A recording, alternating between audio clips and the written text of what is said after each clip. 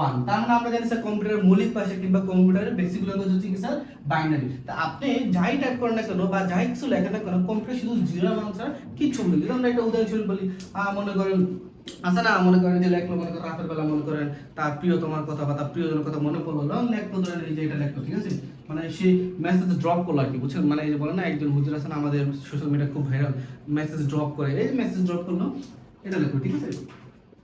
তো এখন খেয়াল করেন এটা তো কম্পিউটার বুঝে না।